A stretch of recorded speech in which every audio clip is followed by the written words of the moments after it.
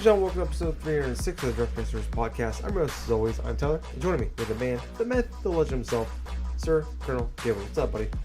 Hey, Tyler. I'm doing pretty damn good right about now. I just went through a couple hours of doing a major play session on the Switch, trying to finish up things before our Game of the Year podcast. It's coming pretty soon. As of recording now, we're going to be recording stuff next week in corresponding nature, obviously. Yeah. But other than that, though, it was pretty much a solid week of work, solid week of finding boxes and stuff, and it's definitely going to be a solid upcoming week of deciding what's in, what's out before I go and move into this new house. Because quite literally, as soon as we get done recording Game of the Year stuff, more than likely, I'm packing things up, and the first part of the year, I'm going to be set up in this new house. Oh.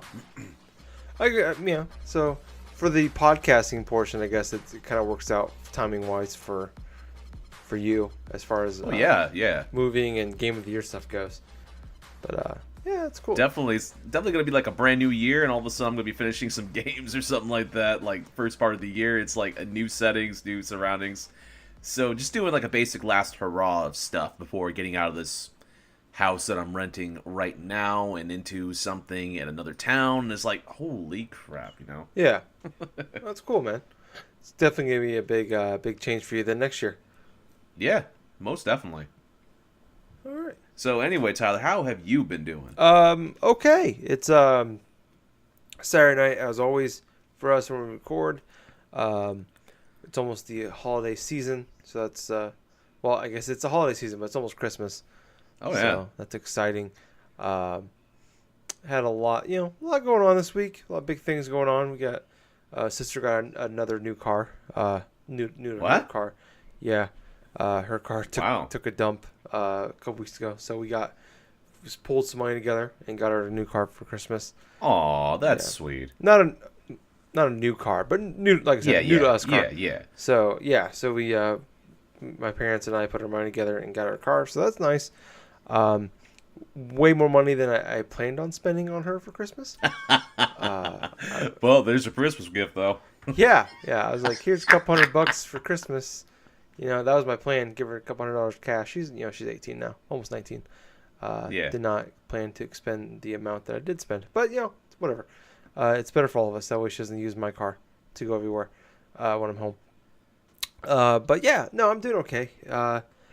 Like I said, almost Christmas, almost New Year's. I started. It's kind of funny. I posted this on Twitter, and I was texting Justin about this earlier today. But I was on my computer working on. I made my like I do. I started doing it last year. I'm doing it again this year. I made my own Google Docs for all of our Game of the Year stuff. And listening to Spotify, just like I was last year, actually. Putting everything together, trying to plan things out, what I want to say, bullet points, blah, blah, blah. And while I'm listening to it, they have, like, every week on there, they have, like, a Discover Weekly playlist to put together for you, which is really cool. It's like, hey, you like this music, so maybe you like this stuff. And I always find really cool music on there. And I always check it out. I don't know when it comes out, but I always check it out every week to listen to all the music on there. And it just so happened, while I was listening to it, the soundtrack from one of the songs from Celeste popped up onto up on my Spotify. And I'm just like, minor spoilers for next week. That's going to be on some stuff that we talk about for me personally. Oh, yeah. So, I'm like, his Spotify... Dog's barking.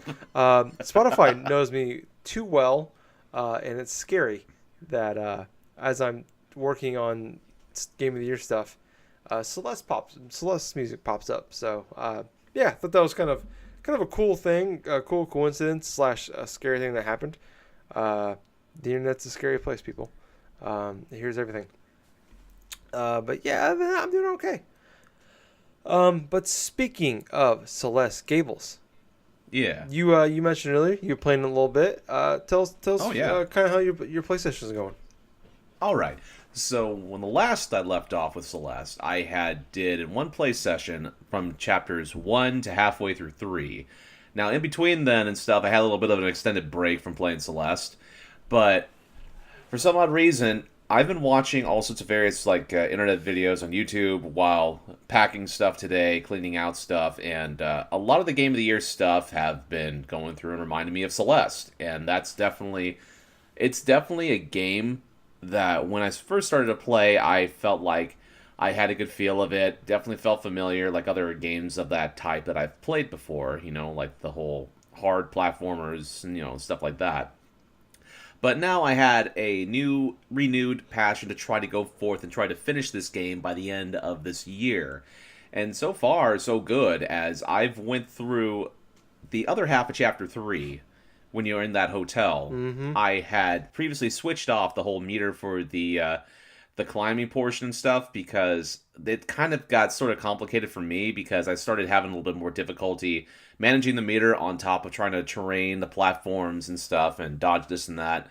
So I made it a little bit easier for me, but intentionally the auto assist stuff I just turned off completely because I like just I just kind of like the feel of having sort of a traditional sort of thing, but at this moment in time, I've played so much of Celeste today, and to be perfectly honest, to put it into perspective, before today, I had only put close to an hour inside that game, got through the first 3 chapters. Flash forward to now, and I'm almost like 4 hours into this game. I'm like, holy crap, I played a lot of it. Yeah. So at this moment in time, I completed Chapter 3, 4, 5, 6, and at this moment in time, I feel like I'm over halfway through 7. That's what I'm understanding to be the final chapter, so I'm already at specific plot points. I'm already past certain, spoiler territory type of stuff. But long story short, if you're even on the fence about Celeste, trust me, it is a fantastic game. I mean, you can honestly, you can ask Tyler about it too, but it's just discovering it myself, why this game is considered so good and one of the top contenders of the year, including winning many type of indie awards and stuff this past year, even at the Game Awards back a few weeks ago. It's definitely got the total package of feel. It has solid gameplay. It works directly to your favor. There's a lot of options to tweak and manipulate things so you can go through and complete the game at your pace. It's pretty much set for a mobile experience. It feels like playing Celeste is more tailor-made to the Switch in and of itself, or just mobile in general, because it's so approachable when it comes to going through and just playing a few levels or playing parts of levels here, doing an auto save or just save and quit, and then once you do restart the game, it's right back where you left off. I love how smooth that is. Personally, I just love how smooth that is. A few times I've had to look upon YouTube to see where what I could do to figure out some portions, because I can figure out most of what the little puzzles are doing, but there were some times inside, Chapter 4 and Chapter 5 that I have completely spaced what I could do at this point. At the later levels, it feels like sometimes that you get lost in some aspects, but it really wasn't that much a deterrence from the experience itself. I mean, gosh, the gameplay and even the fidelity of how the game looks, the sort of minimalistic style of approach and level design, it's so ingenious and creative that I'm considerably I'm wanting to go back and play a little bit more. But the cherry on top, obviously, is the other type of aesthetics that continually impress me in terms of the atmosphere of this game. For example, the music is spot on. It's fantastic, it's moody, it definitely adds to the whole atmosphere of Celeste very well, in my opinion. The story also is fantastic. I mean, I'm surprised how good this story is cohesively in terms of, say, things like mental illness, things say, anxiety, depression stuff, and everything else. It's tasteful. That's what I like about it. There are games previously that have been released that kind of tackle some bits of this subject, but don't really delve really into it. There are some that maybe go a little bit too far into it, but don't do a great job of trying to explain what exactly things are in terms of that aspect. But in this game, Celeste, you're basically, the whole general purpose of this game is to climb a mountain. But in terms of climbing a mountain, there is so much more layer of depth inside just this single experience. What starts off as climbing a mountain, and it just pretty much evolves into, like, say, self-battle between yourself and, like, everything else, and then it's, like, add on the complexity of levels, add on the aesthetics of, like, how the game visually is designed, and how the music just, cohesively just blends together the experience of itself, just makes Celeste different and sets it in a pedestal higher than some of the indie games that I have played personally this year. I mean, I've played plenty of fun games. I mean, plenty of games released this year. I've replayed a bunch of games during the past couple of years and stuff. But this one definitely feels like this is a generational style of game that people are not going to forget about anytime soon. Because it's that good and does a great job of doing what it does well. So, honestly, I feel like I am going to finish this game sometime soon, if not by the end of this weekend. Because I owe it upon myself to finish this fantastic game. But it's like what I'm saying before. If you... And this is definitely something that I didn't think I was going to say, but yeah, this is definitely one of those games where if you even get, like, some bits of, like, gift card stuff on Christmas, or if you get, like, paid pretty soon or something like that, this is a must-play game. This is definitely a must-play game on any platform you have it on. Hell, next month, when Xbox Live Gold, this is going to be a little bit of spoiler stuff, but when Xbox Live Games with Gold comes out, Celeste is going to be a free game on that freaking service.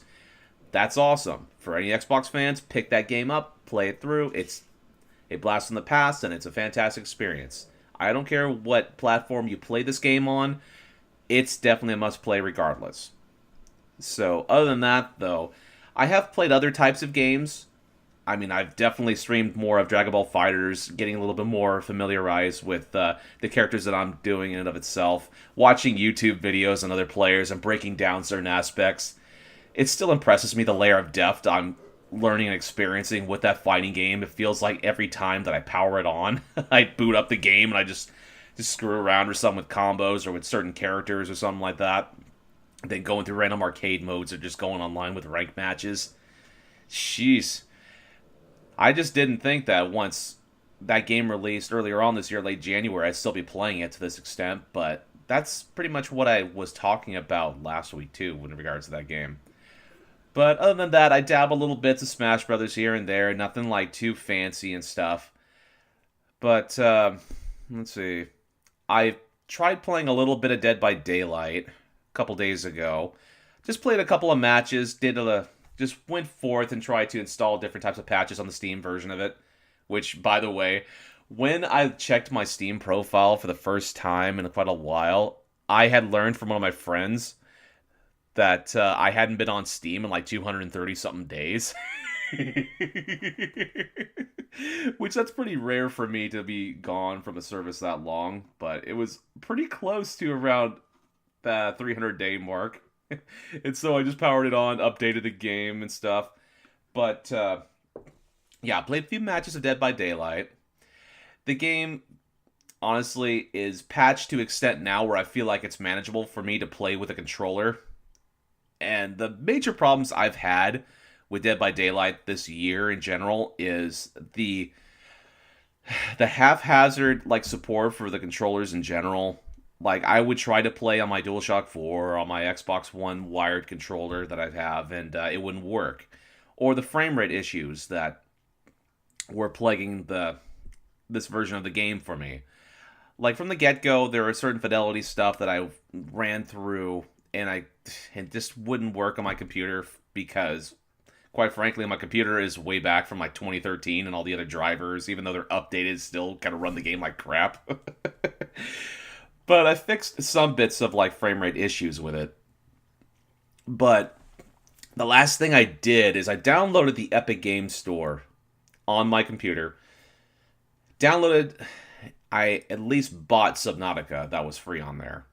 So, hopefully I'll get a chance to try it out sometime. But, yeah, that's pretty much what I've been playing this week. All right, man. Very cool. I mean, to jump back into the Celeste real quick, though, I pretty much completely agree with you on all that about what you said about I mean, it's got to be the best indie game of the year. I don't really know if there's any real. I mean, there's been some good ones that come out this year, but I don't know if there's any real competition for that. But I mean, not only is it maybe probably the best, it is the best indie game of the year. I think most people will agree to that. Yes, it's probably one of the best games of the generation. I agree 100%.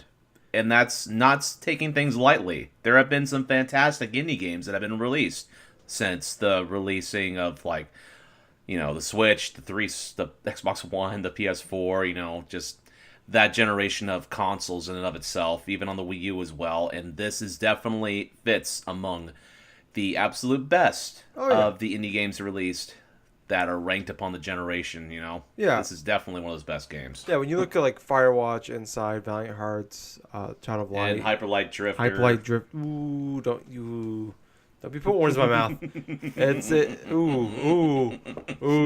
I almost finished it. Ooh, Gables.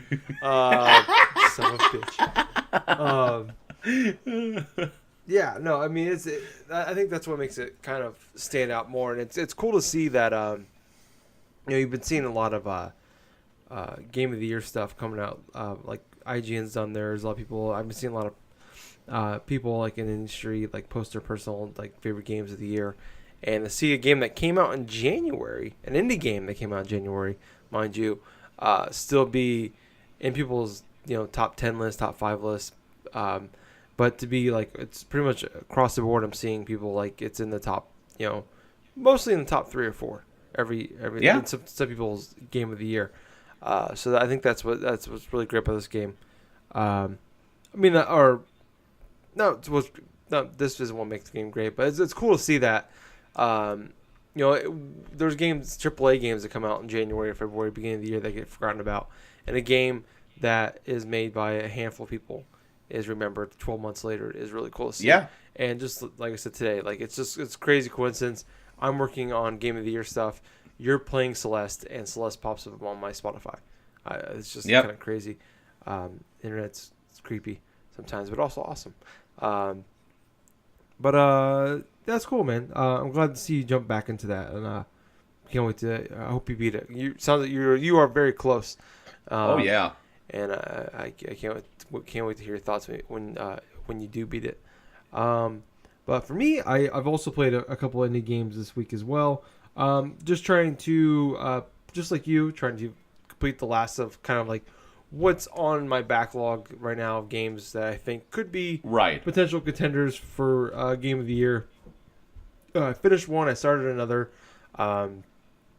First up, I mentioned it last week. And I mentioned a few times before that, but a game that came out this last Friday, I believe it's GRIS. I believe it's Gris. I've heard a million different ways of saying it, but when people review it, I've heard people pronounce it Grease, and Gris, and a couple other ways too. It's supposed to be meaning like in another language for the word gray. Yeah, like the color gray. Yep, which makes complete sense.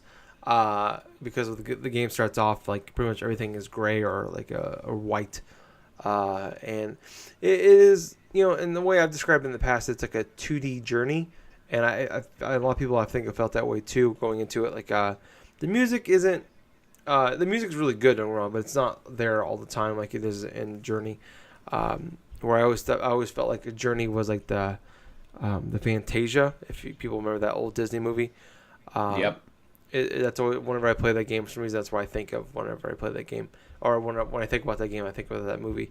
And I think for a lot of us, we've tried to find that Journey-esque game. Like, you don't see that. That's a once in a generation or maybe once in a lifetime type of game, But we want to see something that reminds us of that. And I think that's what when people saw the trailer came out a few months ago for it, like okay, this could be something that's really close to it. We've seen a few things that have tried to do it. There was that I can't remember what it's called. I didn't really care for it. I know Justin liked it quite a bit though. It was like a underwater version of the game, and I can't remember what it's called, but it came out like a year or two ago. But it was Abzu. Thank you. Yes. It's actually from people that split from that game company which is actually the name of the company, that game company. Split off, and that was the first game they made. So it kind of made sense that it had that same style. But I've only played it for like an hour, so I have not. I heard it's a decent size, decent length game, not like 20 hours or anything. But I've heard it's 3 or 4 hour length game. But I've only played an hour of it. It definitely has some of the feels of that, like the way it starts. Like within 10 minutes of the game, you're sliding down like a hill, which immediately reminds me of Journey when you're doing the same thing in the desert, sliding down, and it's like turns 2D, and you're staring off to the sun, and you can see the sun, and it's the same thing when the sun's behind you. In this case, and immediately if you didn't think of Journey if you played Journey and you're playing this game, if you weren't thinking of Journey at that point, now you are, for sure. But it's definitely it's a little more of a it's definitely more of a puzzle platformer, but it's barely it's a puzzle platform, but it's very simple. Like what you have to do, just kind of going through the motions, kind of thing. It's very beautiful. Like I said, it starts off it's like everything's white or gray, and then as you go, you unlock abilities and like things. Like now, like things are turning red as I progress, and I'm assuming things turn different colors. It reminds me of like almost like reverse Limbo, where in Limbo like everything was black and dark, and the only things that were like a light color was the main character's eyes. And in this game, everything is like white, white or gray, except for the main character's hair, which is like a light blue. Right. Sorry, I hit my mic there.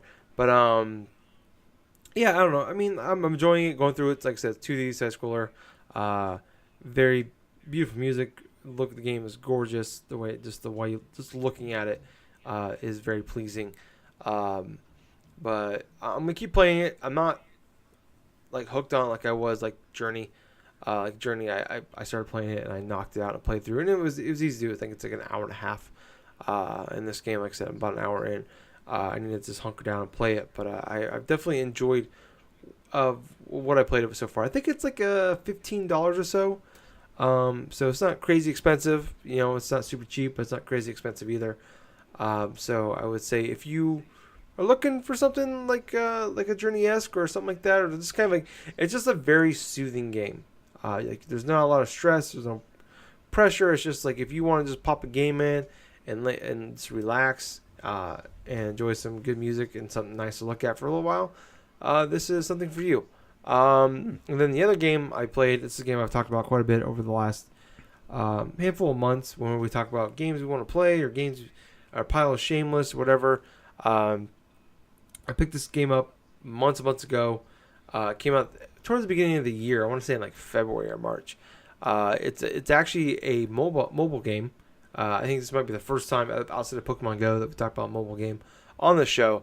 But it's a game called Florence. It is. I think it's like, I don't know what it is now. I think when I picked it up, it was like $3 or $4. But it is a game that you can complete in about a half an hour. It's not super long. I finally hunkered down, played it today. I remember I was going to play it when I was on my trip to Vegas, but I was so exhausted, it just didn't happen. But finally hunkered down today, played it. This game is about a woman named Florence, and it's all about her, like, the beginning and the end of a relationship, like the whole process of a relationship. So it starts off in the game. The way it's done is really well done. Where like, so it starts off, and it's kind of like a graphic novel, I guess. And it starts off like, oh, it's a normal day in her life, and it's just kind of a Monday, and she's just going with the motions type of thing. Like, so her alarm goes off, and you actually have to tap the alarm, the button to turn the alarm off, and you're snoozing it. It's like your alarm goes up at 7, but she don't get out of bed till almost 8, and you gotta brush your teeth, and it's like it's like I said, the game is very short, but it's going through the motions. She goes to work, and you kind of gotta do like some very simple puzzles to get her through her work day, and it's all like, you could tell she's just kind of like, she's not really happy. And she just, you're like I said, you're just going with the motions of life at this point. You're in a bit of a rut. And one day she is riding her bike, and she hears some music. Oh no! So she sees this guy playing some music on the street, and she's like, "Oh, I really like this music." And a couple days later, she's riding her bike, gets in a bike accident. Like a very stereotypical like romantic comedy moment where the guy comes over and helps her pick up all of her stuff and helps her up. And like I said, the woman's name is Florence. I believe the guy's name is Chris. And it's kind of cool how the whole process goes. So like it starts off, they're all broken up. I think it's like 20 chapters, and it goes into like the first date, and it's really cool where like there's no voice acting, but there's also no like there's like little text blocks that pop up, but there's no words. So kind of how the process goes is like, so you're on the first date, and I know most of us, if not all of us, have been on a first date before. But it's always a little awkward, you don't know what to talk about. So the way it kind of comes up is like the little bubble pops up, but there's no words. The bubble is broken up into puzzle pieces, and it starts off there's 10 pieces, and you gotta put the pieces together to continue the conversation, and it goes like that on and on. And as the first date and also dates go along, the pieces become, all right, now it's no longer 10, it's 8. Oh, now it's 6, now it's 4, now it's 2. Now it's just one big block. So like the chemistry and the feelings for each other, like it just moves along a lot better. So it's just kind of cool how that happens, like where it's like, oh, it's awkward, and oh, now I'm comfortable, so the pieces are a little less, and now we're just kind of talking, and it's just going boom, boom, boom, boom, boom, boom, boom, and it continues on. And the relationship progresses, and these, like I said, it's only like a half an hour game, so it's, like I said, it's hard to talk about without spoiling, but it goes along, and then it's like, okay, then they have like their first real fight as a couple, and then the pieces, so it's no longer one now, like the text blocks aren't one big piece now. Now they're 3 pieces, but they're like jagged edges. They're no longer like puzzle pieces, and like, oh, they make up, they're fine, and it just goes along this whole process of really well done storytelling. Like I said, there's no voice acting. There's some really good, great, fantastic music. I think, just up there with Gris. Really good music. Celeste. It's not on Celeste's level, but it's really good. I think as well. It's in the ballpark at least. But it was a game I've heard about months ago. When it's been sitting on my phone forever now.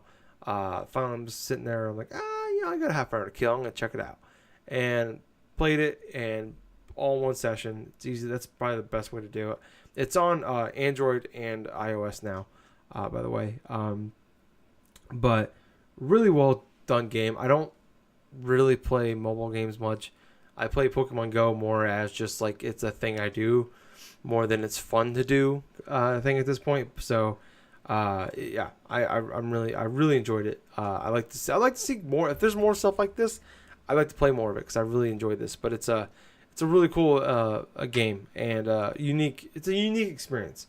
So yeah, if you guys, if you're interested in stuff like that, and you obviously, like most of us all have smartphones, check this game out. It's super cheap. It's only a couple bucks.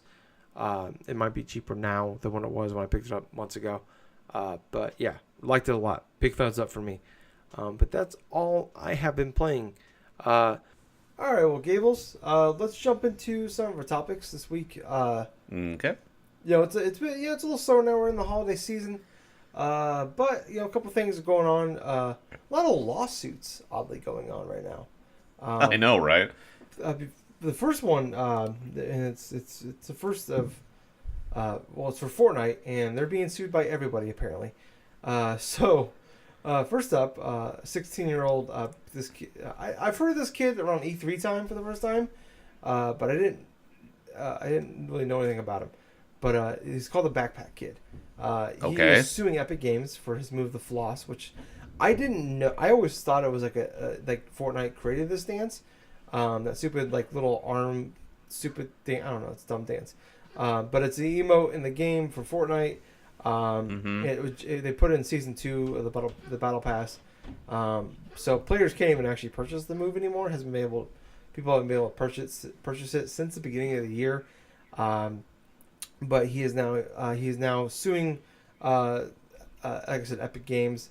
His mom is actually suing them on behalf of him, and he's also suing Take-Two for using the dance in the NBA 2K games. because it. Okay. It's just the thought, like a 16-year-old is going through trying to sue like a couple of like different companies. It's kind of interesting. Yeah, and I guess a few months ago, someone asked him about it, and he said he thought it was kind of cool. That was in Fortnite. And like I said, I'm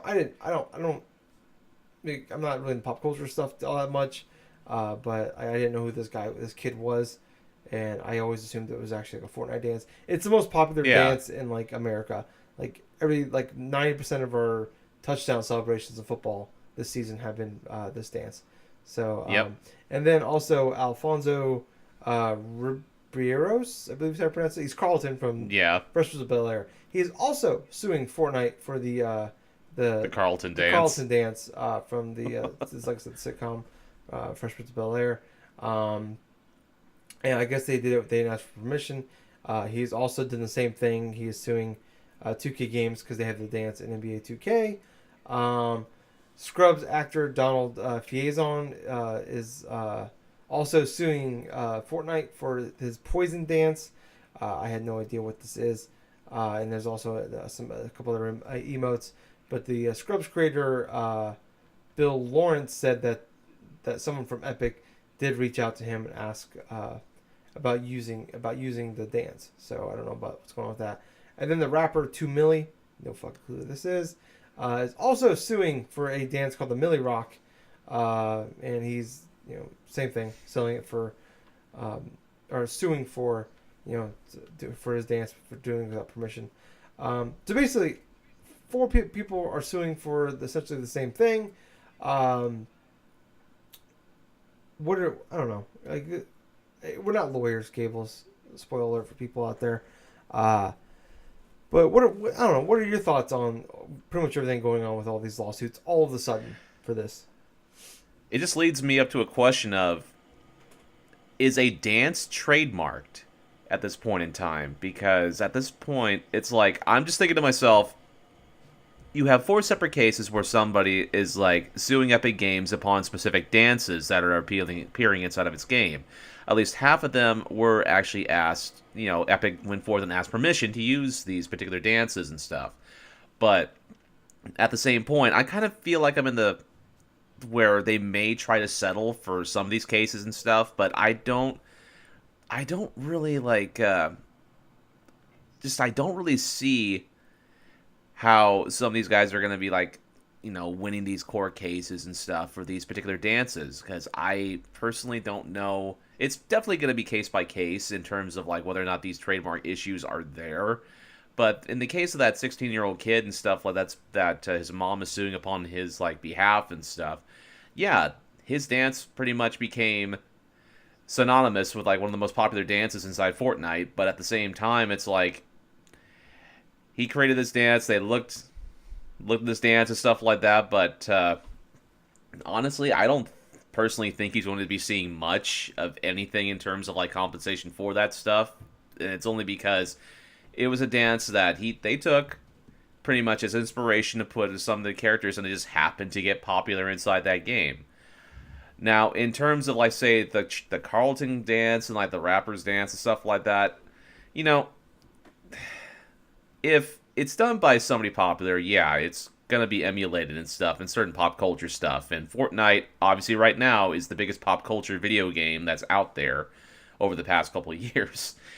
But it just basically makes me feel like that everybody now wants to get a piece of the pie, sort of say. Their dances are starting to become well known because of this one majorly popular. Now the Jeffersons are gonna sue us for saying piece of the pie. Yeah, exactly. But yeah, it's just one of those typical things that happen when something becomes so popular that people are going to see little things that they feel like resembles what they do, and they're going to try to sue the company for something, Some, obviously, a lot more warranted than not.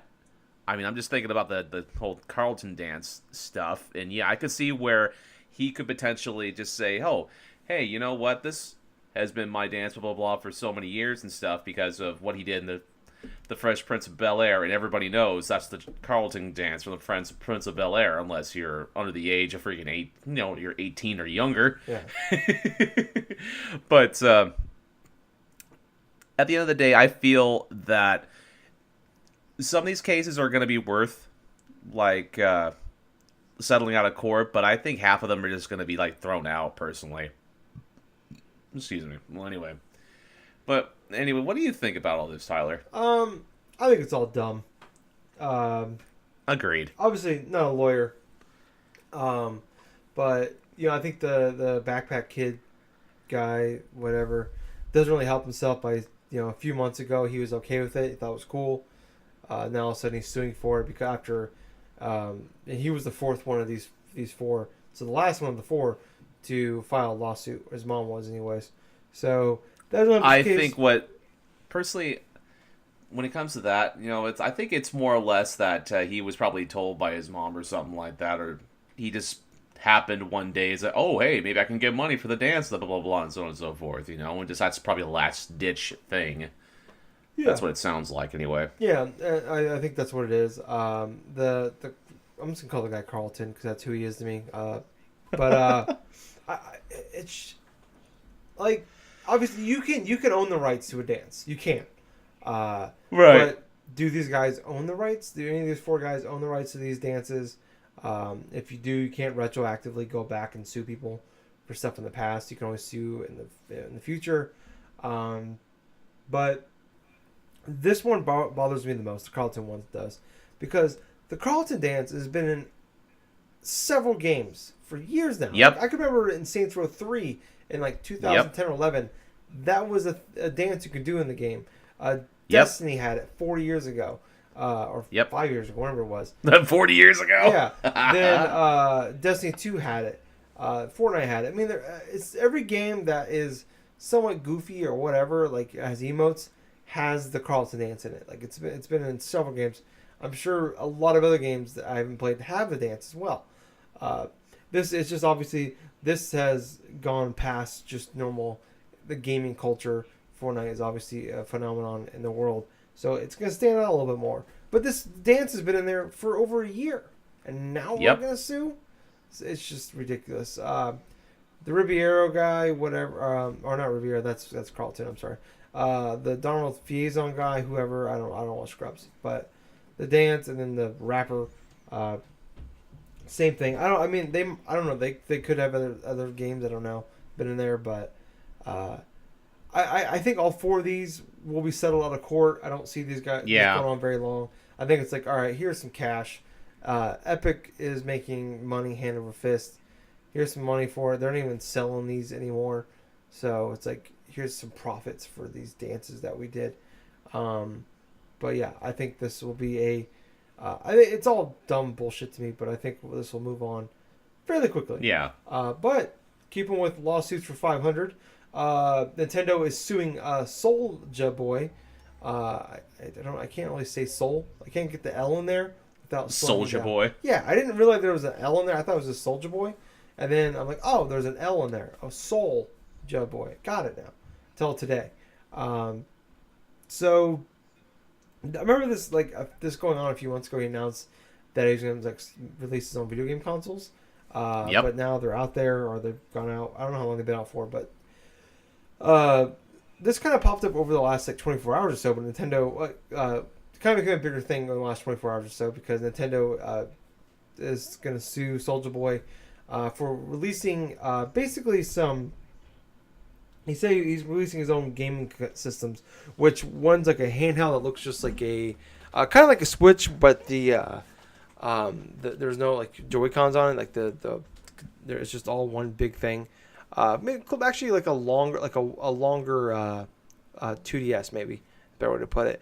And then he's releasing a console that looks like a very small Xbox One, but these are not like consoles you could buy games for. They are actually ROM games that you could buy at the mall for that you see all the time at like Walgreens or the mall or whatever for $30-$40. So he released these. He's selling them for $200, by the way, which I thought was really funny. Excuse me, but I'm not gonna give the the people that are making this. I'm not gonna give out their name because they don't deserve it. But what's funny is people went online and like looked up the price of this, and it's literally like the people that are making the Soulja Boy consoles that are manufacturing them are literally selling the exact same thing, but the console looks slightly different for half the price. So Soulja Boy's versions are like $200. The ones they made without the Soulja Boy name on it, you can find nowadays for like $75-$80. And they're like the 800 games in one package type of thing, and they have like Game Boy games, Game Boy Color, PlayStation 1, whatever, a bunch of like old games on it. And from what I found online about it, they are very, very, very, very badly made emulators of these games. Screen tearing is terrible. They play terribly. The console or the controller that comes with it are like knockoff of the knockoff type of controllers, like super dirt cheap shit. So he's being sued.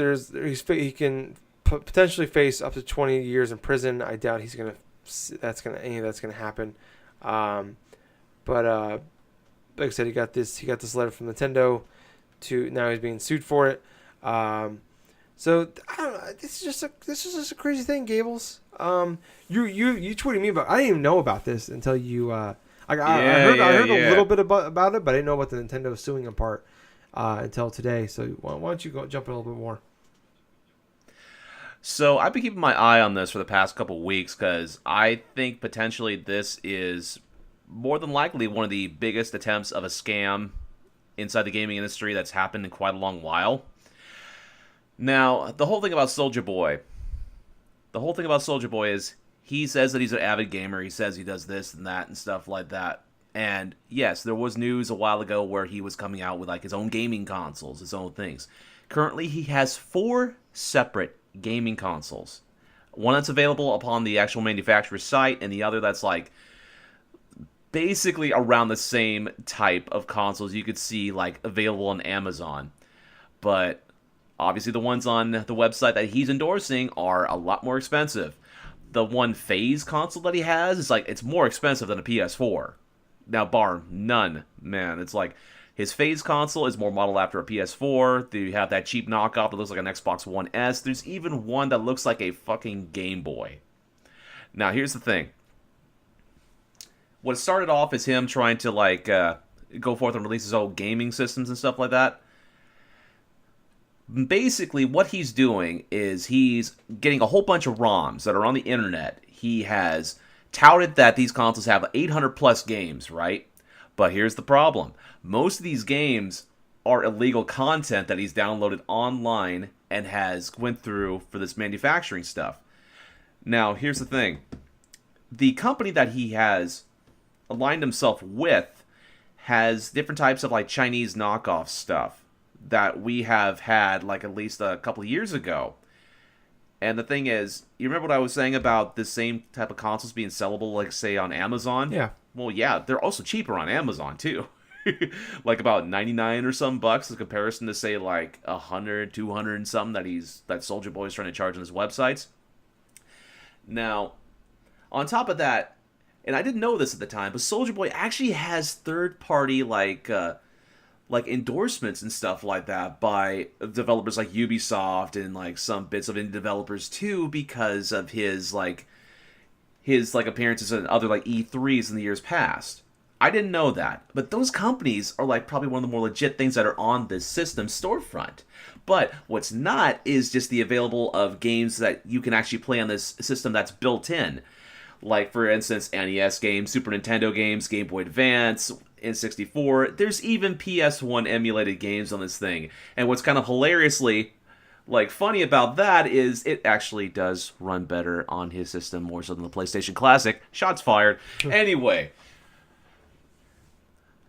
now this has sort of become from illegal territory to almost like downright come and get me sort of approach by this man, because in the past 24 hours, in fact, earlier on this morning, Soulja Boy went on a Twitter rampage blaming Nintendo, just like ripping into Nintendo, ripping into YouTubers that have went through and actually like just delved into his system, see what's in there, what's that, and quintessentially, no, you do not want to buy any of these consoles because they are the cheapest of cheap bullshit type of quality that you can possibly get for this stuff. The games run like crap. The whole software and like freaking like hardware stuff runs like crap. They're basically more or less have the same type of specs as certain tablets that are inside these consoles.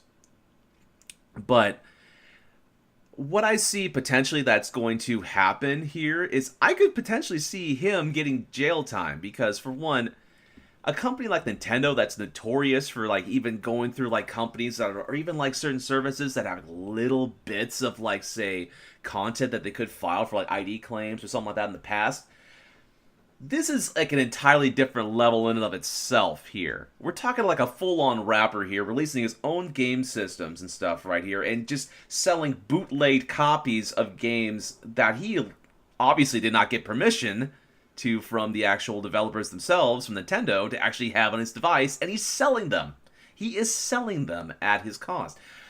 But what's kind of funny is he possibly could potentially get out of like future lawsuit stuff from the companies because, for one, the consoles that people have bought from him, he has not shipped off any of them yet. How shady is this? For the people who have gone through and actually purchased these systems, and be perfectly honest with you, why the hell are you purchasing knockoff systems or something like that where you can easily get a fucking PS4, an Xbox One, or a Switch that's cheaper than that crap? But rant aside, he hasn't technically shipped off any of these consoles to people who have bought them yet. So this could be like something that could be potentially like a legal sort of like miasma of like freaking like shit. Quintessentially, this is probably one of the biggest logs of shit that the gaming industry has faced in quite a long while in terms of legal litigation from like one person. I mean, we've gone through like news stuff before in the gaming industry in like the past couple years and stuff of like, say, sites like uploading like illegal ROMs or like people hacking this or hacking that and stuff, like the whole GeoHot thing with the PS3 or like people cracking open the Sega Saturn, this and that and this and that.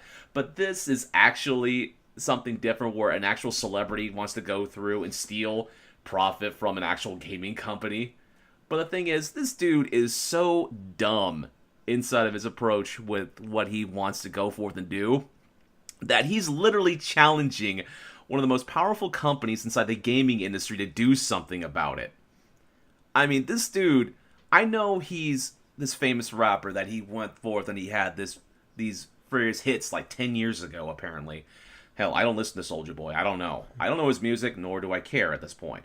But at this time, it's like, you're doing all this crap, and you know for a fact all this shit's illegal. So, you ain't getting away scot-free. I don't care who you are, man. It's like, you're trying to chase after something like a major company. Let's say, for example, like I or something try to get content or something from Disney or something like that and try to sell it off as like my own. You bet that not even within the next like 24 hours after me trying to do that, I'm going to be getting a cease and desist order from either Disney or, who knows, probably having freaking Mickey Mouse knock on my door and just beat me up. Who knows? But, yeah, man, it's like, this shit's crazy. This is definitely one of the most bizarre gaming stories of this year, and quite possibly could serve as potentially maybe the end of Soulja Boy, because he could possibly get jail time for this stuff. And I'm just fascinated to see where this goes next. But, what were your thoughts, Tyler? I would argue the end of Soulja Boy was like 15 years ago, but Yeah. I don't know. I mean, like I said, I'm not a lawyer. I just play one on the podcast. But I feel like the same thing's gonna happen like with the Fortnite stuff, where there's probably gonna be like a cease and desist. They're gonna stop. If he's smart, I'm sure. Once he talks to his lawyers, like, you don't have a case here. So I think at that point he'll lay off and things will change. But I mean, like I said, wait and see. Like I said, not a lawyer, just one on the podcast.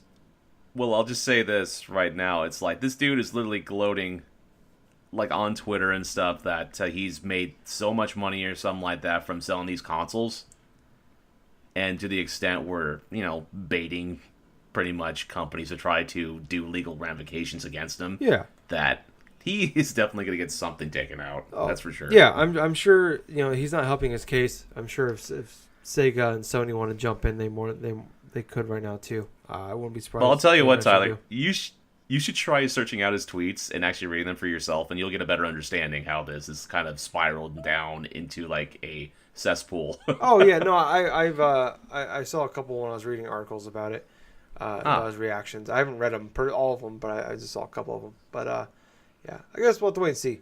Yeah, I don't know. Crank that boy.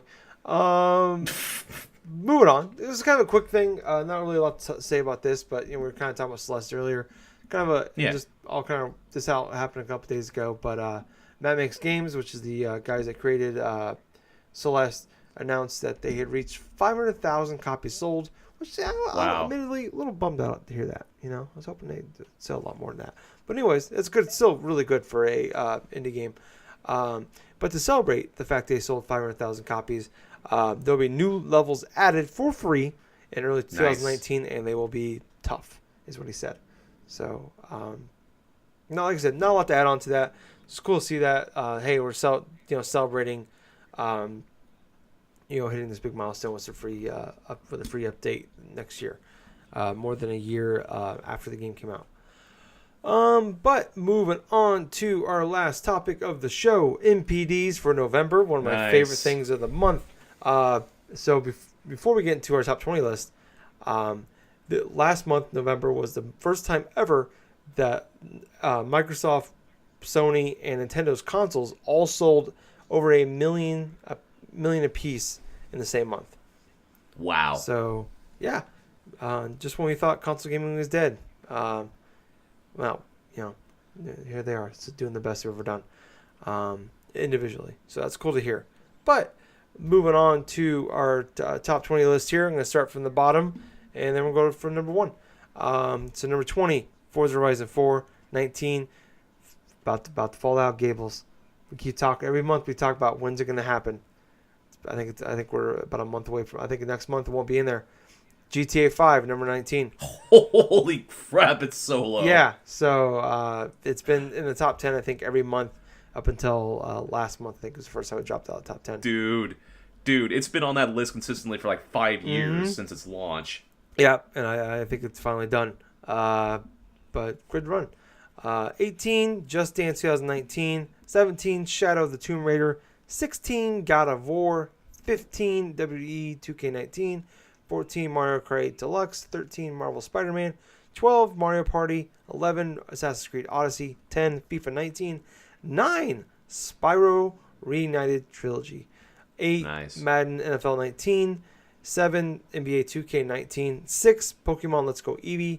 5, Pokemon Let's Go Pikachu. 4, Fallout 76. 3, Battlefield 3.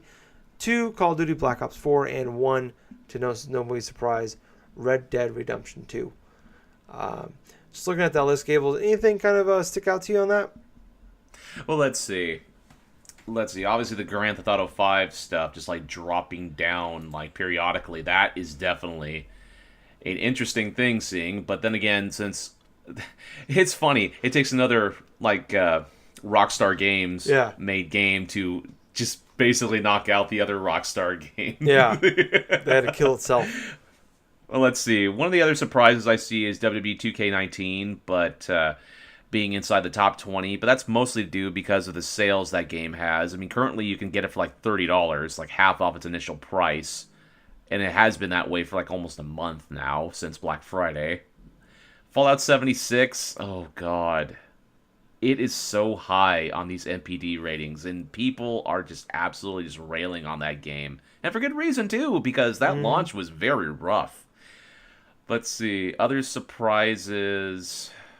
Well, to be perfectly honest with you, I'm kind of impressed that the Spyro Reignited trilogy is like doing so well in terms of its release month. I mean, I knew people loved playing the Spyro games, but it looks like they really have like had a major success in and of this remastered game trilogy. Yeah. I remember when Crash came out last year. It was like number one for like 2 months in a row, but that was summertime when there wasn't really a lot going on. Right. I see that game come out. When it was supposed to come out in September. I remember everybody was like, "Oh, September's a crazy month. There's a lot going on." There wasn't.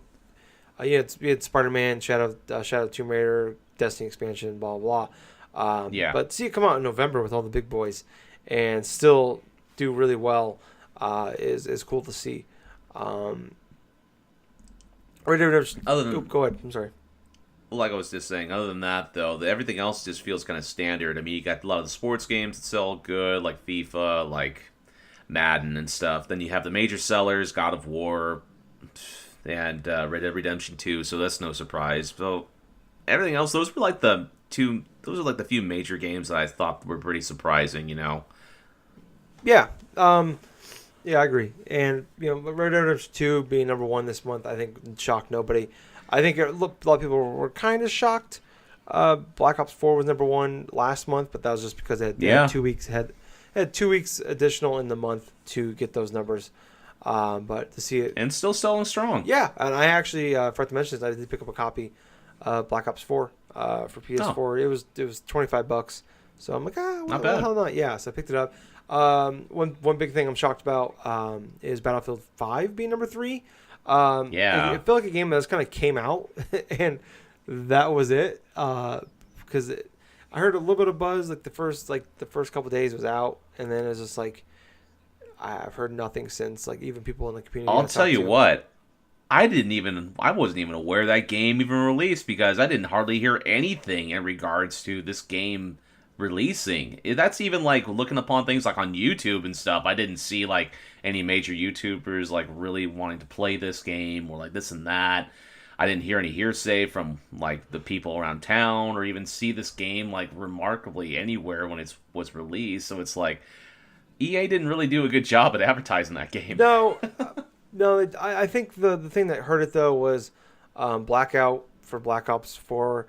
And then they announced their Battle Royale mode first, but then they said that it's not going to be ready until next year. So I think that really hurt it. Oh, boy. But still seeing number 3, I guess, is good for them. But it's been like $30 everywhere since Thanksgiving. Like literally the week it came out, the week after it came out, it was already $40. And ever since then, I've seen it for $30. It's still $30 right now.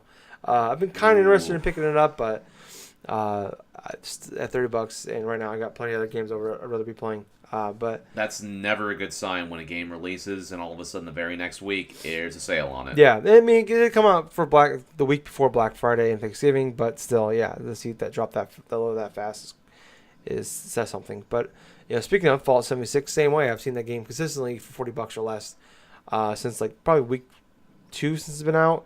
Like I said, I think I've seen that game, Fallout 76, be available as low as $25, oh, actually. Wow. Okay.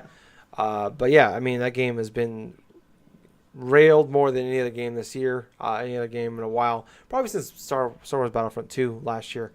I haven't seen any type of like backlash from this game comparable since like No Man's Sky almost, Ooh, yeah, that's a bad one too, yeah.